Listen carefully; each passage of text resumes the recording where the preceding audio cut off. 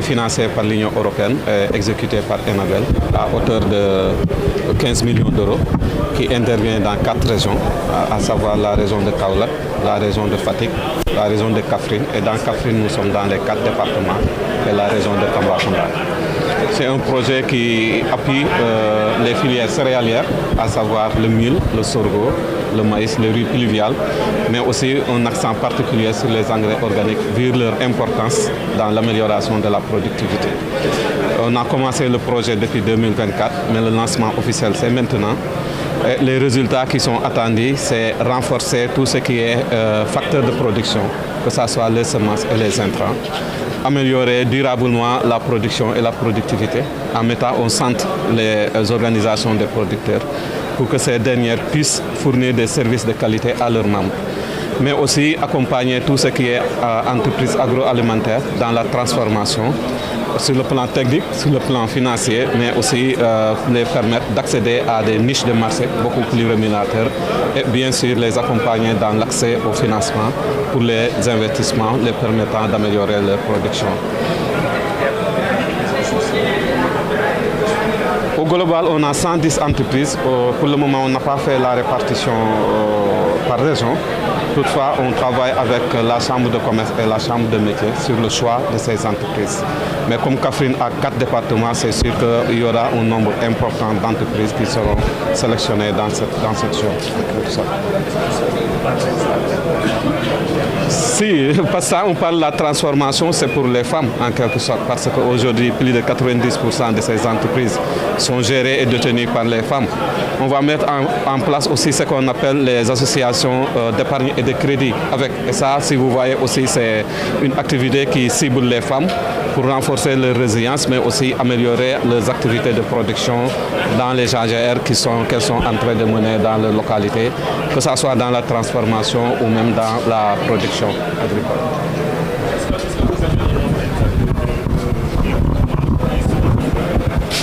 Pour les AVEC, on va cibler 300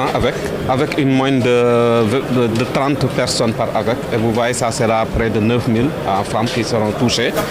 Pour les organisations de producteurs, on aura 35 fêtières, 750 organisations de base, ce qui va regrouper 48 000 producteurs en quelque sorte, au niveau des 4 régions. Voilà. Il y a un travail qui a déjà été fait et je crois que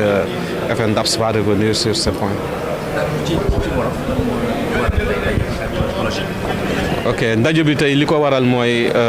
Union européenne dafa financer benn projet bu ñuy wax sécurité alimentaire mu jox ko Enabel pour mu exécuter ko tey nag mooy bés bi nga xamante ne lancé nañ officiellement projet boobu fii ci Kaffrine projet la boo xamante ne juróomi at la war a dund waaye commencé na depuis 2024 lu muy accompagner mooy céréales mooy lépp luy pepp muy dugub muy ceeb bi ñuy béy ci nawet muy basi muy mboq waaye aussi xam nañ ne tos dafa am solo ci suuf moo tax projet bi aussi dafay indi ay action yoo xamante ne ni da koy jëmale ci ñi nga xam ne dañuy defar tos ñu koy defar ci usines yi waaye aussi ñu koy defar ci biir dëkk yi ak it xool aussi suñu abattoir yi nga xamante ne ni tos bi bëri na fa ba nga xam ne problème lay créer naka la koy valoriser ba def ko tos boo xam ne nit ñi dinañ ko mën a jëfandikoo ci àll bi. dëkk na projet boo xam ne gannaaw production ak intrants yi dana jàppale lépp luy transformation mooy jigéen ñi am nañ ne jigéen ñi seen activité principale ci transformation bi la donc au niveau des quatre régions war nañ jàppale téeméer ak fukk ci ay entreprises yu nekk ci transformation bi jàppale leen ci ñu gën a ñongal seen production jàppale leen ci ñu gën a jaay jàppale leen aussi ñu am ay financement mën a def ay investissement waaw groupement jigéen ñi aussi bëgg nañ leen jàppale à travers li ñuy wax avec ñenn ñi di ko woowee leket bi ñenn bëri na ay tour mais li ñu ci jublu mooy jigéen ñooñu mën a yokk koom-koom ci li ñuy def bu dee dañuy béy ñu mën a dajale loo xam ne balaa nawet bii ñëw dinañ mën a am intrant bu dee dañuy transformer ñu dajale loo xam ne dinañ ci mën a jënd matière première lu mel ni dugub lu mel ni gerte mën a transformer jàppale leen aussi ci formation bi parce que dëkk rek avec bi dafa ànd ak ay formation ci ay activités génératrices de revenus mooy ñoom naka lañ mën a def ba nga xam ne seen zone bi ñu nekk mën nañ développer activités yoo xam ne dana yokk seen koom-koom.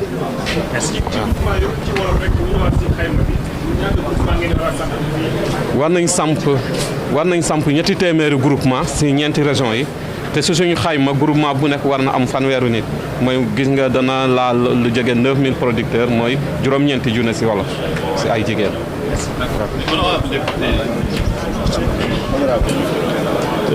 D'abord, nous remercions donc les partenaires,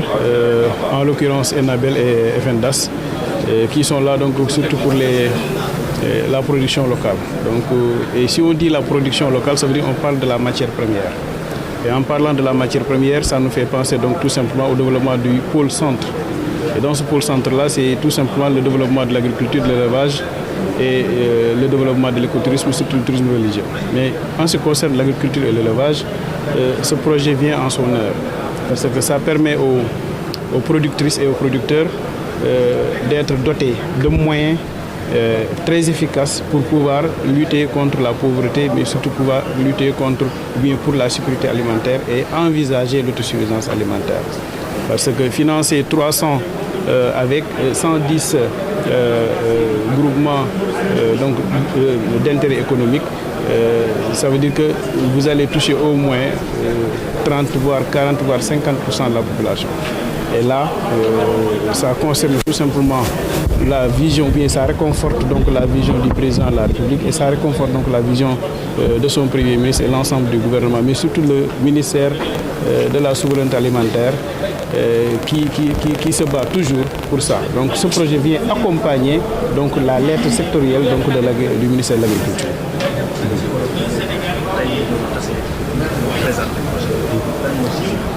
D'abord ñu ngi gërëm partenaires yi bu baax a baax parce que ñi dañoo ñëw muy FNDAS ak Enabel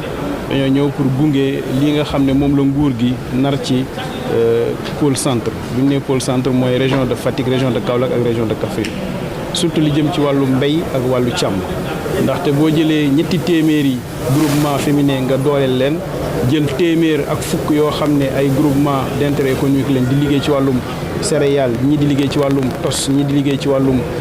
production li nga xam ne moom mooy jiw donc jàpp naan loolu mooy dooleel mbéy mi te ku dooleel mbéy mi di nga dooleel li nga xam ne moom la ñu tuddee matière première bi nga xam ne mën nañ ko transformer ci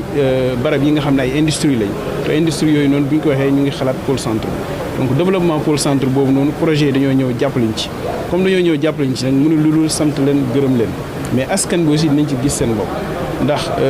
boo jëlee lim bi nga xam ne jël nañ ko ñoom lim boobu boo ko dugalee ci biir région de Kaffrine ci 4 départements yi daanaka laal nga boo jëlee téeméer bu nekk juróom fukk wala ñeent fukk yoo jël donc laal nga leen bu baax a baax te loolu boo leen laalee rek daal askan bi mais laal nga aussi li nga xam ne moom mooy bay dunde bi ba pare laal lekk ba suur laal naan ba màndi donc ñu ngi leen ci sant bu baax a baax leen gërëm bu baax a baax.